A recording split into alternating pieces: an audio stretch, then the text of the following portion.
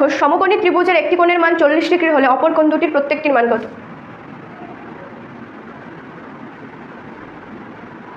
ধরো A B C, এটা সমকোণী মানে একটা কোণ 90 ডিগ্রি। ধরো এর মধ্যে একটা কোণ বলে দিয়েছে 40 ডিগ্রি, অপর আর একটা কোণের নাম বলছে। ত্রিভুজের তিনটে কোণের মান কত? প্রথমে সমকোণী ত্রিভুজ বলেছে না, সমকোণী ত্রিভুজ। সমকোণী ত্রিভুজ মানে একটা সমকোণ আছে, সমকোণ কত? 90 ডিগ্রি।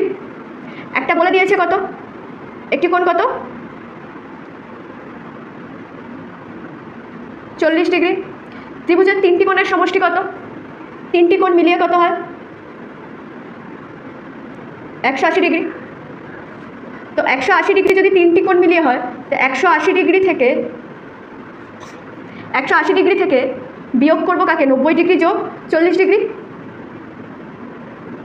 তাহলে 180 ডিগ্রি থেকে বিয়োগ 90 আর 40 কত হয়? 130 ডিগ্রি। তাহলে কত হলো? 50 ডিগ্রি। তাহলে বলে দিয়েছিল শুধু 40 ডিগ্রি, যেহেতু সমকোণী বলেছে তার জন্য আমার চোখ বুঝে লেখা উচিত সমকোণ মানে একটা কোণ 90 ডিগ্রি হবে।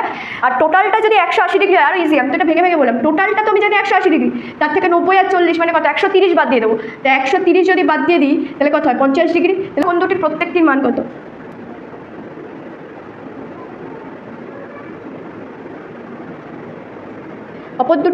অপর কোণ দুটি হলো 90 ডিগ্রি, 50 ডিগ্রি।